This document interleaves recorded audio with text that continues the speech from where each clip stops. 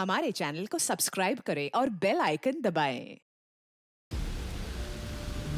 जो देश के लिए हमेशा साथ में लड़े, आज दुश्मन बन क्यों आमने सामने खड़े। रुक जाओ! चला गोली अभिजीत! दया! उनकी कहानी अभी बाकी है, जिनका बस नाम ही काफी है। CID वापस आ रहा है सोनी एंटरटेनमेंट टेलीविजन पर।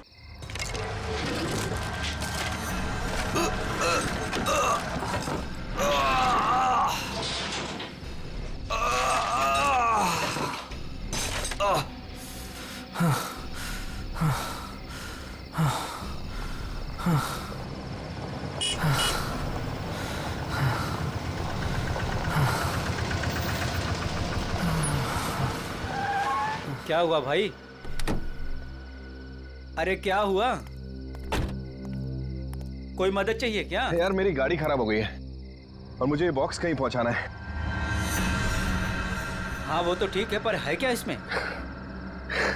इसमें एक बहुत ही अनमोल चीज है और वक्त पे कहीं पहुंचानी पड़ेगी।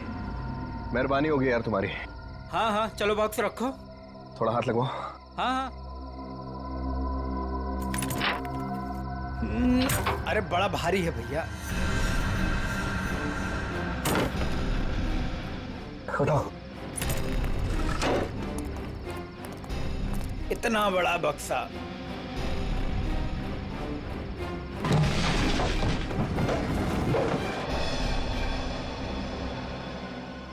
ये एड्रेस है, इस बक्से को इस जगह छोड़ देना। क्या मतलब है? आप नहीं आ रहे हो? एक मिनट, ये कुछ पैसे रखो, इसे सही जगह पहुंचाओ। बक्सा उतारिए। हाँ? मैंने कहा ना बक्सा उतारिए। अरे मुझे नहीं करनी आपकी मदद। अरे बेवकूफ समझा आपने? हाँ, बक्से में क्या है क्या नहीं है? तुम ये सब रखो यार, लेकिन टाइम पे बक्सा जिस एड्रेस पे बोला है वहां पहुंचा देना। हाँ देखिए मेरी एक शर्त है, बक्सा खोल के देखूंगा मैं। अरे यार। क्या है क्या नहीं है इसमें।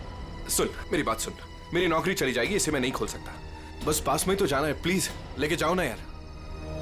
ठीक है भाई, भरोसा करता हूं मैं। इंसान इंसान के ही काम आता है।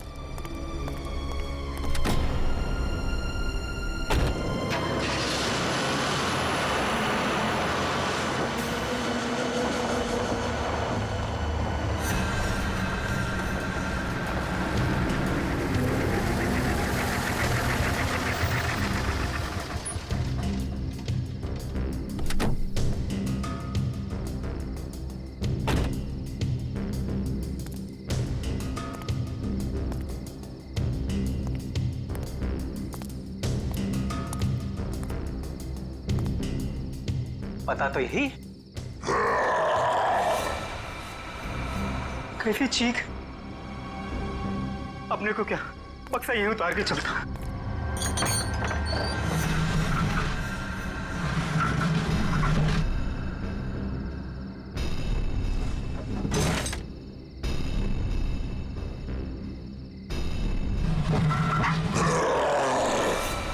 बक्से में से चीख! हे भगवान!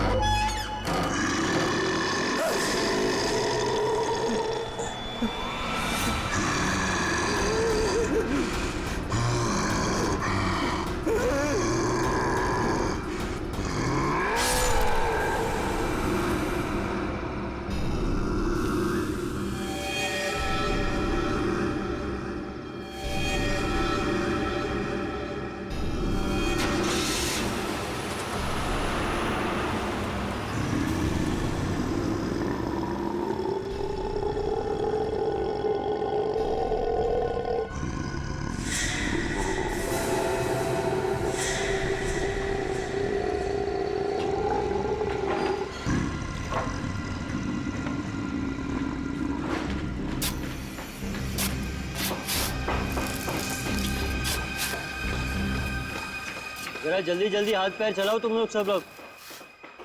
15 दिन में ये बिल्डिंग पूरी करके देनी है हमें, वक्त नहीं है हमारे पास।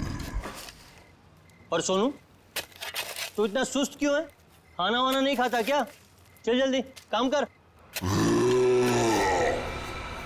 कौन है वहां पे? मैंने पूछा कौन है वहां पे? अभी तो बिल्डिंग का काम भी खत्म नहीं हुआ है और अभी से बिल्डिंग टूटने लगी। सोनू जरा देख तो।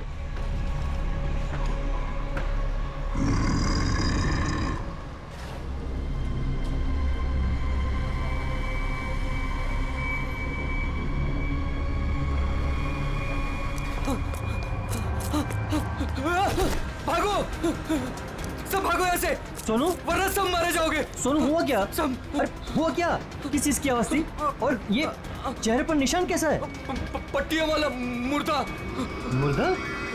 मुर्दा मुर्दा कुछ नहीं होता है, ये जरूर कोई चोर और घुसाया होगा। एक काम करो, सब लोग मेरे साथ चलो, चलिए मेरे साथ।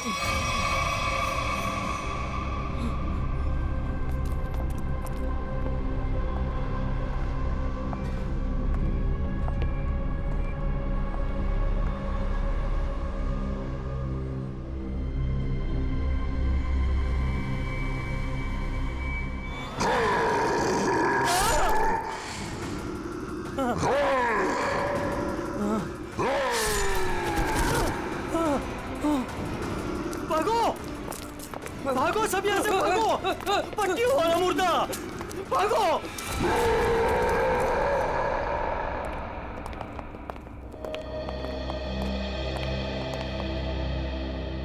सर, मैंने और मजदूरों ने मिलकर एक फैसला किया है। कैसा फैसला? कि हम आपकी बिल्डिंग में अब काम नहीं करेंगे। तुम क्या बकवास कर रहे हो तुम? सर, लगता है आपकी नजर कमजोर हो चुकी है, इसलिए मेरे चेहरे पर ये निशान आप देख नहीं पा रहे। ये हाँ, शराब पी के झगड़ा किया होगा। सर, ये उस आत्मा की देन है जो आपकी बिल्डिंग में है। आत्मा? क्या बकवास कर रहे हो तुम? हाँ? जानता था, मैं जानता था कि आप मेरी बातों पर विश्वास नहीं करेंगे, इसलिए मैं साथ में सोनू को भी लाया हूं। सोनू,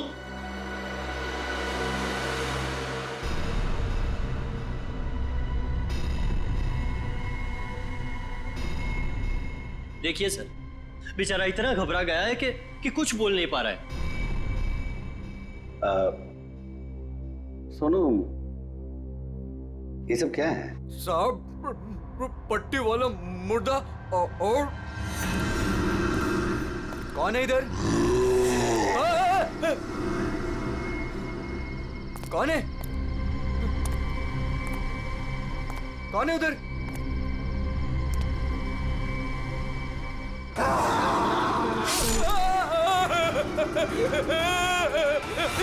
मुझे लगता है कि तुम सब लोग काम कम और नशा ज्यादा करते हो, तभी ऐसी बहकी बहकी बातें कर रहे हो।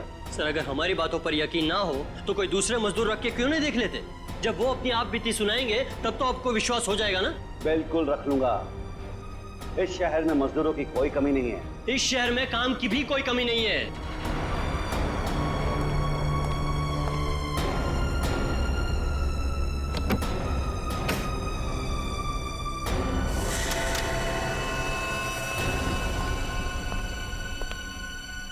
ये तुम्हारा आज तक का हिसाब। और एक बात याद रखना कि इस बिल्डिंग पर मेरे और मेरे इन्वेस्टर्स के करोड़ों रुपए लगे हैं। तो तूने बाहर जाकर इस बिल्डिंग के बारे में कोई बकवास की या कोई झूठी अफवाह भी फैलाई तो फिर मुझसे बुरा कोई नहीं होगा। दिनेश, पैसे कोई पेड़ पे नहीं उगते, समझे? हाँ, और हम तुम्हारे फाइनेंसर हैं, कोई एटीएम मशीन नहीं कि जब दिल में चाहा कार्ड डाला और पैसे ले लिए। देखिए, आप लोग बेवजह भड़क रहे हैं। बेवजह? तुमने कमिटमेंट किया था, अब तक बिल्डिंग तैयार हो जाएगी, क्या हुआ? हाँ चंदू, मैं बिरयानी बना रहा हूँ, कोई 2 मिनट में बनने वाला बर्गर नहीं।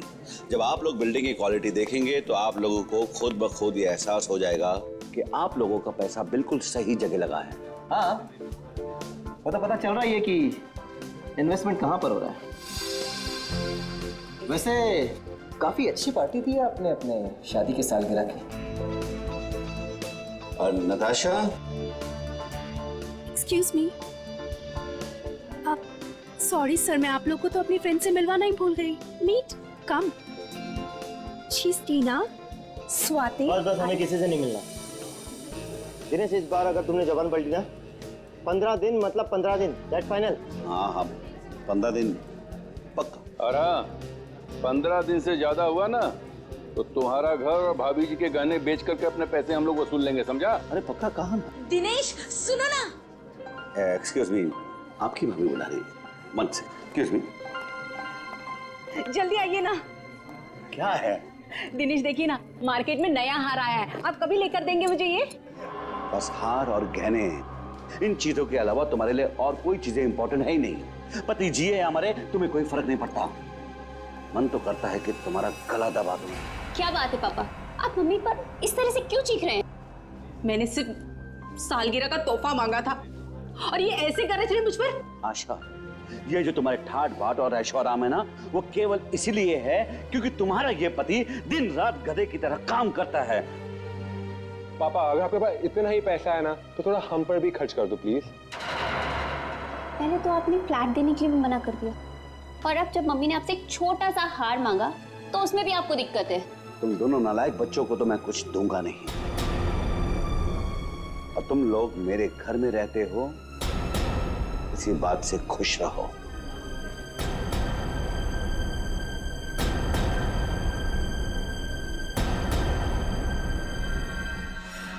नहीं चाहिए मुझे नकली जेवर, जिंदगी भर मुझे नकली जेवर ही दिए हैं।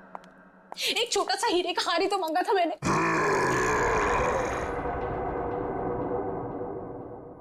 कौन कौन है वहां? कौन है वहां? कौन है वहां?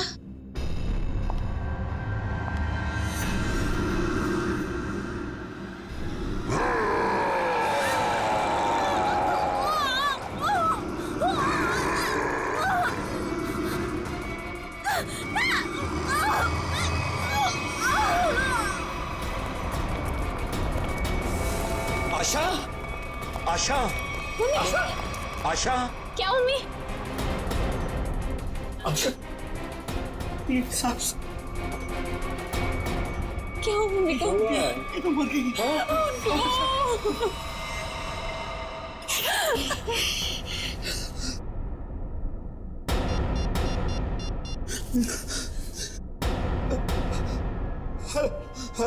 Hello CID.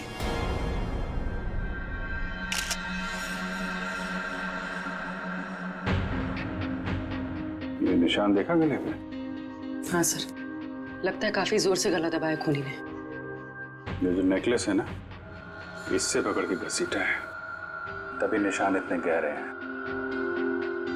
शायद बिग पाइप के टूट जाने से मौत हो गई इनकी। सर, खून के निशान कॉरिडोर में यहां तक आए हैं, और आशा जी की चप्पल। अपने आप को बचाने में बहुत स्ट्रगल किया होगा इन्होंने, पर खूनी ज्यादा ताकतवर निकला।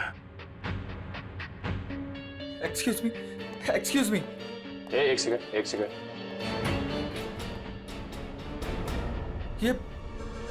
ये सब कैसे हो गया सुलेखा? आज तो इतना शुभ दिन था, शादी के सालगिरह वाले दिन। आपकी तारीफ? जी, मैं सुलेखा का हस्बैंड। अच्छा, तो आशा जी आपकी सास थी? जी। सास ससुर की एनिवर्सरी पार्टी में आप काफी लेट नहीं आ रहे हैं? वो बिजनेस मीटिंग में फंस गया था, इसलिए लेट हो गया। बस अभी पहुंचा हूं। ठीक है, इधर आ जाइए आप। दिनेश जी, आपको किसी पे शक है? कौन कर सकता है ऐसा काम? सर, मेरी वाइफ की किसी से कोई दुश्मनी नहीं थी। सर, मैं यही कह रहा हूँ कि दिनेश ने खुद ही अपनी बीवी का खून करवाया है। सर, हमने इसका झगड़ा सुना था। ये अपनी बीवी से कह रहा था कि मैं तुम्हारा गला दबा दूंगा। पति जी है हमारे, तुम्हें कोई फर्क नहीं पड़ता। मन तो करता है कि तुम्हारा गला दबा दूं। तो बकवास कर रहे हैं लोग। अगर मैंने गुस्से में कुछ कह दिया तो इसका मतलब ये तो नहीं ना कि मैं सचमुच वो कर दूंगा।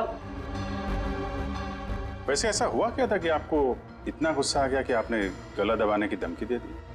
वो भी शादी की सालगिरह वाले दिन। सर इसकी वजह भी ये लोग ही है। ये मेरे इन्वेस्टर्स हैं। अब मुझे एक एक पाई ऐसे देते हैं जैसे मुझ पर एहसान कर रहे हैं। तुम लोगों की मैं एक एक पाई चुका दूंगा, वो भी ब्याज सहित, समझे? तो दे दो ना। एक मिनट बिजनेस की बातें मत कीजिए। यहाँ पे खून हुआ है।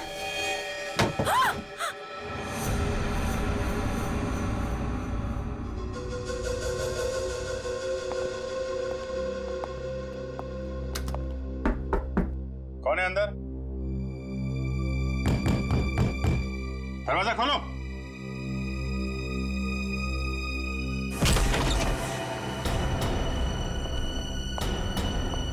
ओह माय गॉड, कौन है ये? सुनिए। छोटो, कौन हो तुम हैं? और यहाँ क्यों छुप के बैठी हो? मुर्दा पट्टियों वाला मार डालेगा। सर डरी हुई है, ऊपर से जख्मी भी। देखो, आप बिल्कुल घबराइए मत। हम लोग सीआईडी से हैं। आपका नाम क्या है? कोमल। कोमल? कोमल, आप यहाँ क्यों छुप के बैठी थी? वो पट्टियों वाला मुर्दा बाहर घूमते हुए देखा। पट्टियों वाला मुर्दा? जैसे मैं यहाँ से बाहर निकली तो पट्टियों वाला मुर्दा बाहर था। अच्छा ठीक है, तुम वो जो भी पट्टियों वाला मुर्दा था उसका स्केच बनवा सकती हो? हाँ। Very good.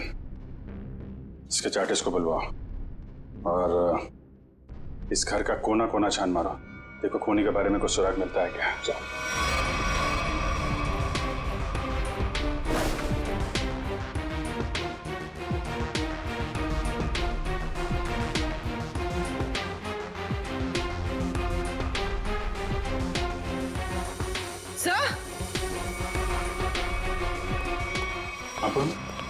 सर ये पट्टी मिली है। क्या? यहाँ पर। कोमल ने देखा पट्टी वाला मुर्दा और यहाँ पे पट्टी का टुकड़ा मिला। सर स्केच तैयार है। तो ये है वो पट्टी वाला मुर्दा। इस मुर्दे का और इस पट्टी का क्या राज है, जल्द से जल्द पता लगाना होगा। गले का हार बेचारी का फांसी का फंदा बन गया। जैसे ही खूनी ने हार खींचा, बेचारी कुछ नहीं कर पाई। सर वो आदमी गले का हार छीनने के लिए आया था, ऐसा लगता नहीं? वही तो सचिन, वही तो राज है। बड़ा अजीब तरीका ढूंढा खून करने का यार। हाँ जयवंती, डॉक्टर साहब को जरा स्केच दिखा। Yes sir. ये देखिए सर, ये मम्मी की ड्रेस है। मम्मी मतलब माँ? मम्मी नहीं प्रेडी, मम्मी। हजारों साल पहले जब इजिप्ट में राजा महाराजा मर जाते थे तो उनकी बॉडी को एम्बाम कर दिया जाता था। अलग अलग तरीके की सीक्रेट्स, दवाइयां, मरहम, बाम वगैरह लगा दिया जाता था उनकी बॉडी पर और बाद में इन पट्टियों से उसे ढक दिया जाता था। इससे मम्मी सड़ती नहीं थी। मर गए मतलब हजारों साल पुरानी लाश यहाँ पे आ गई और एक के बाद एक खून कर रही है। तो शायद अगला खून तुम्हारा होगा। मेरा? हो गया, अब चुपचाप खड़े रहो। और एक बात ध्यान में रखो, मम्मी कभी सड़ती नहीं है और ना मम्मी कभी जिंदा होती है। अच्छा सर, ये जो पट्टी का टुकड़ा हमारे हाथ लगा है, कहीं ऐसा तो नहीं कि ये खूनी के साथ हाथापाई के दौरान आशा जी के हाथ आ गया? नहीं, ऐसे नहीं हुआ। तारिका जी, आप ठीक है वहां पे? नहीं। फिर एक सीआईडी ऑफिसर बोल रहा है कि इनके हाथों में पट्टी आई थी, मतलब आई थी। सीआईडी ऑफिसर आसमान से उतरता है क्या? उससे गलती नहीं हो सकती।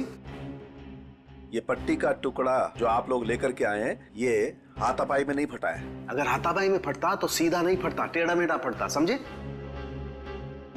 और ये टुकड़ा कोई मामूली टुकड़ा नहीं है। 1500 साल पुराना है ये टुकड़ा। 1500 साल? 1500 साल? 1500 साल? जी, किसी ने मम्मी की पट्टियां खरीद ली हैं कहां से सालूम के साहब? ये इजिप्ट से? अरे यार, लोग पुरानी ममियां खोद खोद के निकाल रहे हैं और चोरी छिपे बाजार में बेच रहे हैं। ऐसी एक मम्मी शायद इंडिया में आ गई। बाप रे। लेकिन सर ये खूनी मम्मी बना क्यों होगा? हल्ला मचाने के लिए सचिन, हल्ला मचाने के लिए। ये खूनी चाहता है कि लोग उसे देखें और जोर जोर से चिल्लाए, मम्मी आ गई, मम्मी आ गई। ये खून उस खूनी मम्मी ने ही किया है, और वो पट्टी का टुकड़ा जानबूझकर छोड़ गया है हमारे लिए सबूत।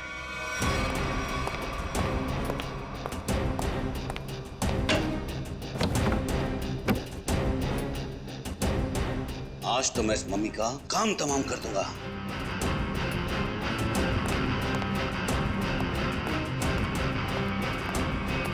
सर, ये सोनू है, दिनेश की बिल्डिंग में काम करता है। अच्छा, सोनू साहब कोई पैसा वैसा नहीं था दिनेश साहब के पास, कंगाल थे वो। एक मिनट, कंगाल थे वो, कोई पैसा वैसा नहीं था दिनेश साहब के पास, क्या मतलब क्या है? नहीं साहब, वो तो सर से लेकर पांव तक कर्ज में डूबे हुए थे, और उस बिल्डिंग की वजह से। और जब से उस पट्टी वाले मुर्दे ने हम लोगों पे हमला किया है, उस बिल्डिंग का काम भी बंद पड़ा हुआ है। पट्टी वाले खूनी ने तुम पर हमला किया? तुम पर? सर, कहीं ये वही तो नहीं जिसने आशा जी का भी खून किया? हो सकता है, बिल्कुल हो सकता है। वैसे वो पट्टी वाला खूनी दिखता कैसे है? सर, पट्टियों में लिपटा हुआ, एकदम सड़ा सा मुंह, चेहरे पे खून लगा हुआ था जैसे उसको कोई चोट लगी हो। मतलब उसकी सर आवाज भी बहुत अजीब सी थी, उसकी सर आवाज भी।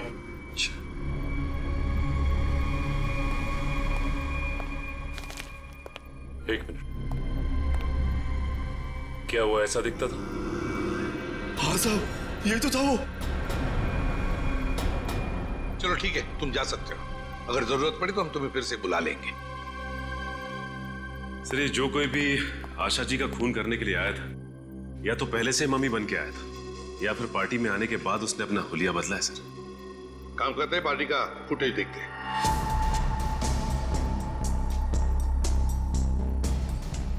एक मिनट, पॉज करो। ये देखो, ये है ना महेश, आशा जी की बेटी सुलेखा का पति महेश। हाँ सर, लेकिन ये तो कह रहा था कि आशा जी की मौत के बाद आया था ये पार्टी में। झूठ बोला हमसे, वो झूठ बोला। जयवंती सर, फोन करके बुला लो उसे अभी, इसी वक्त।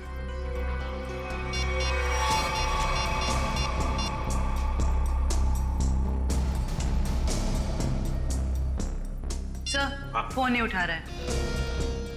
महेश फोन नहीं उठा रहा है, उसकी आधी कारस्तानी तो इसी से समझती है। रेडी, मोबाइल फोन रिकॉर्ड्स निकालो उसके।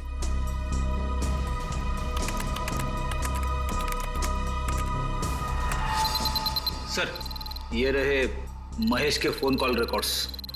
40 बार फोन किया है एक ही नंबर पे, और ये नंबर तो उसके सासू माँ का है। सर, सासू माँ से इतना ज्यादा लगा? इस महेश से मिलना पड़ेगा। महेश, एक्सक्यूज मी,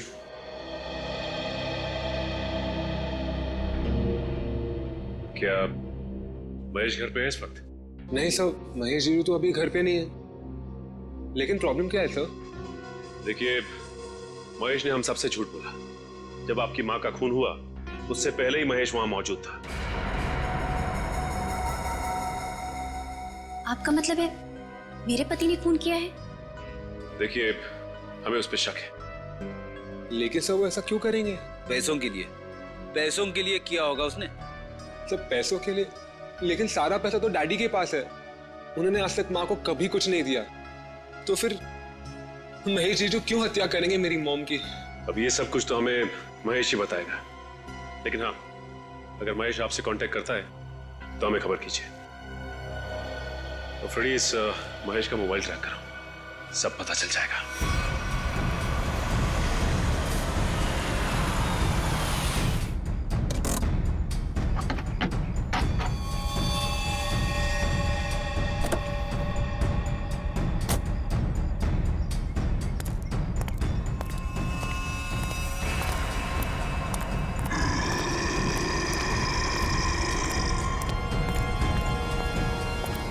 आज ये पट्टियों वाला मुर्दा मिल जाए बस।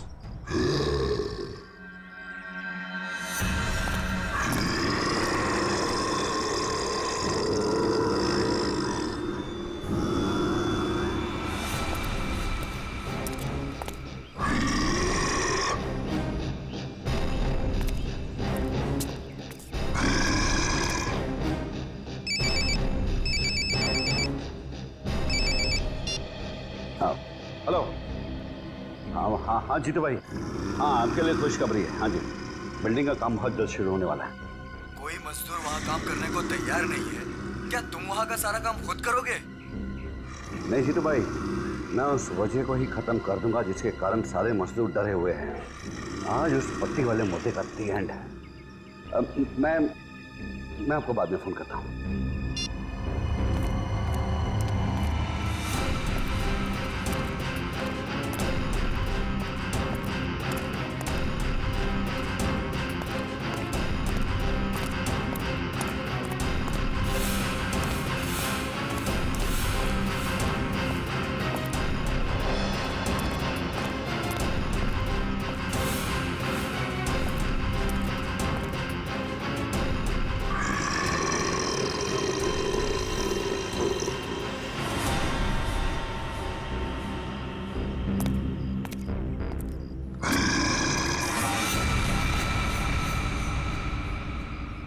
आवाज आई,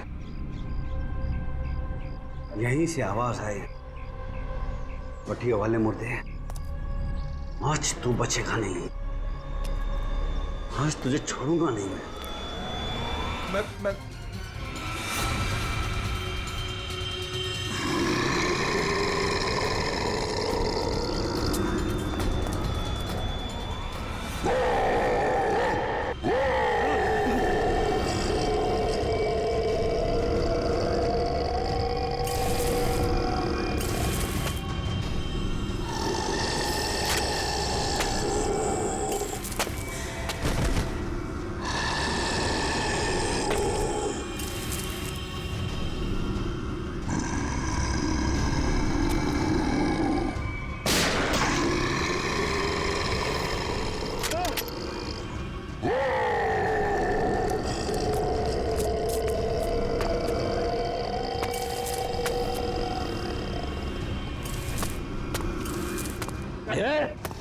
देखो भाई, तू मुझे माफ कर दे।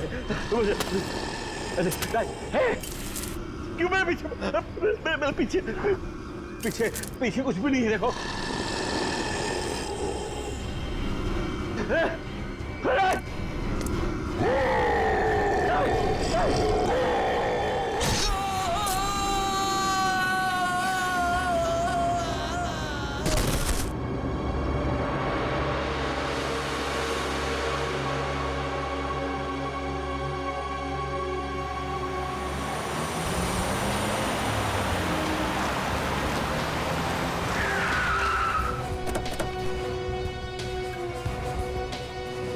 सर, मोबाइल कंपनी वालों से पता चला है कि ये दिनेश का मोबाइल भी यहीं पे है। इससे पहले महेश दिनेश को नुकसान पहुंचाए, हमें उसे बचाना होगा। अरे सर, दिनेश।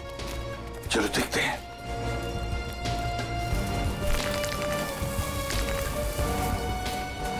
माय गॉड, ये तो जिंदा है। सच, जल्दी से एम्बुलेंस बुला, जल्दी। फ्रेडी, जयवंती, देखो आसपास। Yes sir.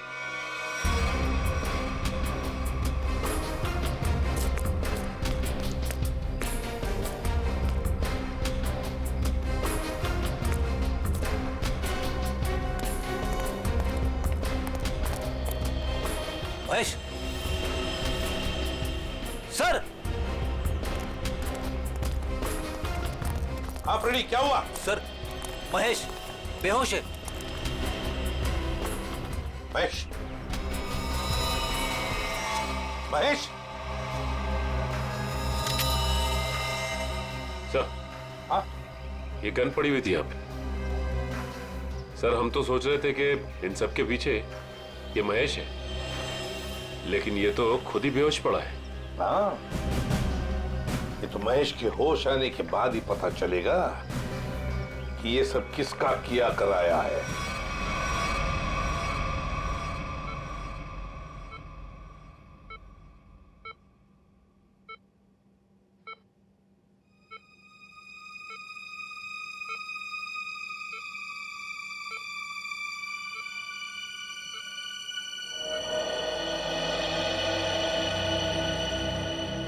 डॉक्टर साहब, अब कैसी तबीयत है मेरे पापा की? फिलहाल इनकी तबीयत नाजुक है, अभी कुछ भी कहना मुश्किल है। 48 घंटे ऑब्जर्वेशन में रखेंगे, फिर देखते हैं क्या करना है। Okay, excuse me.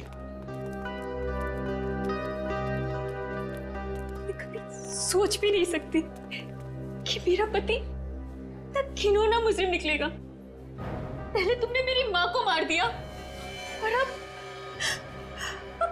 मेरे पापा पे तुमने हमला किया। ये तुम क्या कह रहे हो सुलेखा? देखो, मैंने ऐसा कुछ भी नहीं किया है। मैं निर्दोष हूँ, बेकसूर हूँ। मैं हर मुजरिम यही कहता है कि उसने कुछ नहीं किया, वो निरपराध है। लेकिन सारे सबूत उसी आदमी की तरफ उंगली उठाकर कह रहे हैं कि ये इस आदमी ने किया है, और वो आदमी है तुम। लेकिन सर, आपके पास ऐसा कौन सा सबूत है जो ये साबित करता है कि खून मैंने किया है? एक हो तो बताए। सबसे पहले तो तुमने हमसे झूठ बोला कि तुम पार्टी में देर से गए, लेकिन सीसीटीवी फुटेज साफ साफ दिखा रही है कि तुम पार्टी में पहले ही मौजूद थे, आशा जी की मौत से पहले। सबूत नंबर 2, 3 दिनों में 40 फोन किए तुमने आशा जी को, जबकि तुम उन्हीं के घर में रहते थे। इतने सारे फोन कॉल करने की वजह?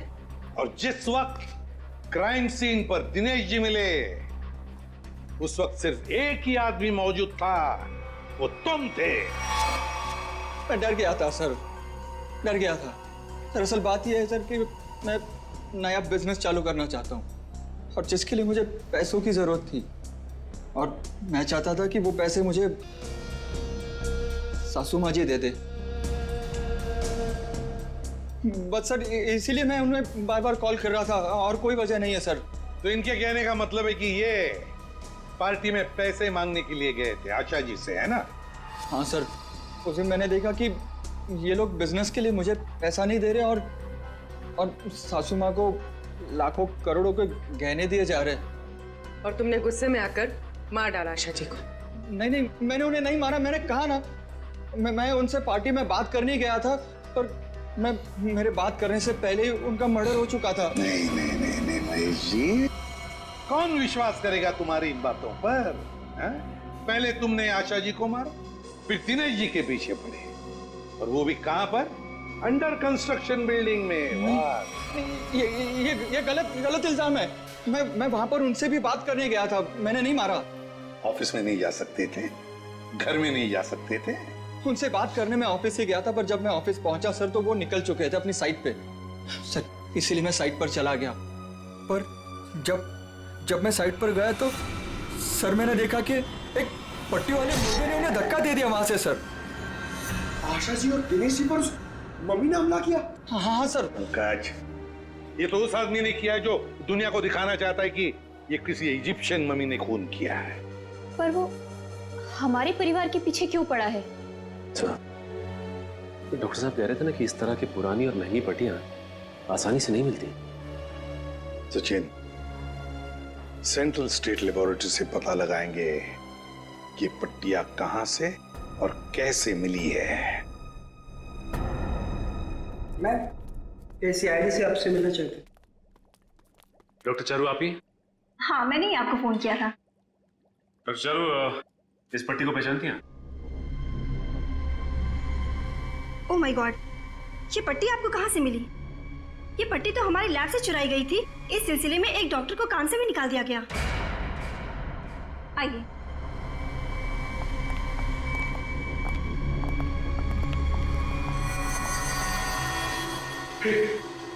ये तो वही मम्मी है ना जो इजिप्ट में होती है।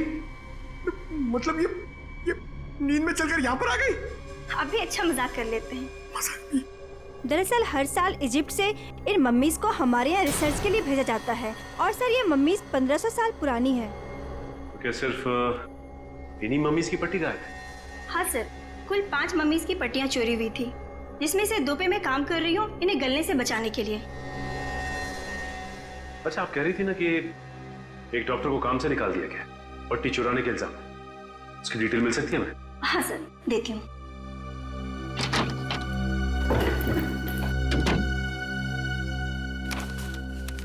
ये है सर मिस्टर ज्ञान। इन्हें काम से निकाल दिया गया। इन्होंने पट्टियां चोरी की या नहीं ये तो मालूम नहीं, लेकिन इन मम्मीज की देखरेख यही करते थे। और हाँ सर, उनकी एक पर्सनल असिस्टेंट भी थी। इनकी असिस्टेंट का कोई फोटो, नंबर या एड्रेस है आपके पास? वो उनकी पर्सनल असिस्टेंट थी, इसलिए हमारे पास उनकी कोई डिटेल्स नहीं है। सर, 5 मम्मीज की पट्टियां गायब है और खूनी खुद मम्मी बनकर दिनेश के परिवार के पीछे पड़ा है। क्या बोल रही? ये खूनी दिनेश के ऊपर दोबारा हमला करेगा। क्या हुआ डॉक्टर? आप पापा को इतनी अचानक से क्यों शिफ्ट कर रहे हैं? देखिए, इनकी हालत पहले से ज्यादा बिगड़ गई है। अगर इन्हें आरजे हॉस्पिटल भर्ती नहीं कराया गया तो इनका बचना मुश्किल हो जाएगा।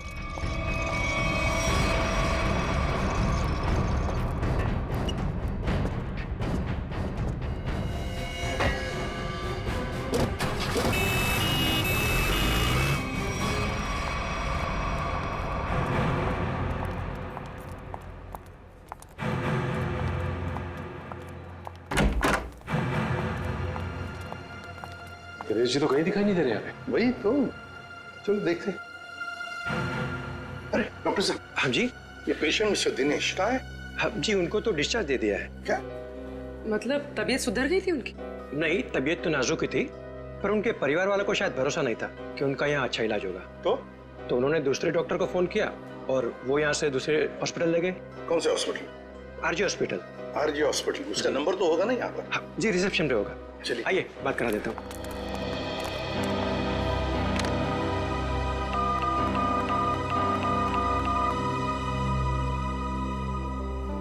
Hello, RG hospital. देखिए, मैं एसीपी प्रद्युमन बोल रहा हूँ, सीआईडी से।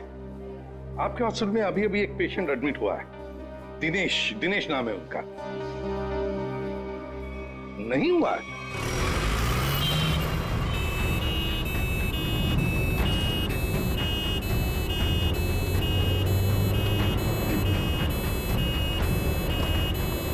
काम हो गया बॉस, तीर कमान से निकल चुका है। आप निशाना तैयार रखो।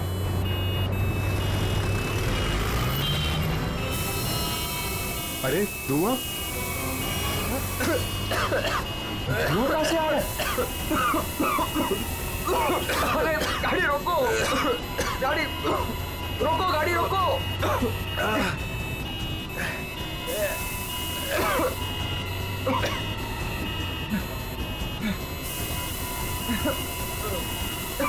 धुआं बढ़ते ही जा रहा है ये।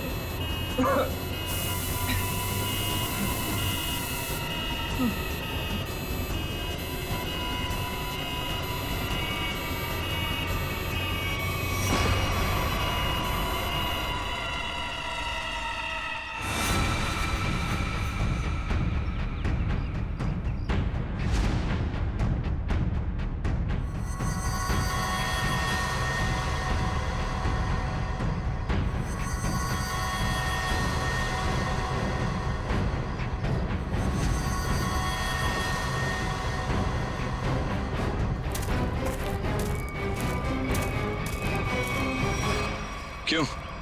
अब तुम्हारे जीवन का मकसद पूरा हो गया? हाँ, पिछले 10 साल से मैं इसी दिन के तो सपने देखती आई हूँ।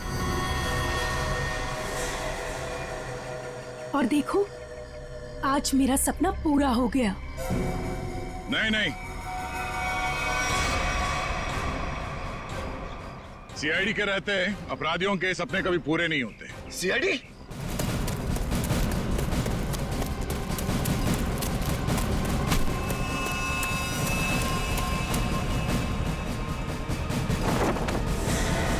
तुम जिंदा लोगों को मम्मीफाई करी थी ना? मैं तुम्हें सिखाती हूँ मम्मीफिकेशन किसे कहते हैं। अपराधियों को मम्मीज बनाने का काम हम करते हैं। मैं दिनेश की सेक्रेटरी सिर्फ इसलिए बनी ताकि इससे अपने भाई के मौत का बदला ले सकूं, और इसलिए मैंने मम्मी बनकर इसकी बिल्डिंग में काम करने वाले लोगों पर हमला किया ताकि मम्मी की अफवाह फैल जाए। तुम कुणाल की बहन हो? नाम मत लो अपनी गंदी जबान से मेरे भाई का। एक वक्त था जब वो तुम्हारा सबसे करीबी दोस्त था, और तुमने क्या किया? दोनों साथ गए थे ना विदेश पैसा कमाने के लिए। सर इसको सहयोग से एक मम्मी मिली और मेरा भाई चाहता था कि वो ये मम्मी वहां की देश की सरकार को सौंप दे, लेकिन ये दिनेश उसे ग्रे मार्केट में बेचना चाहता था। सर ऐसा सर।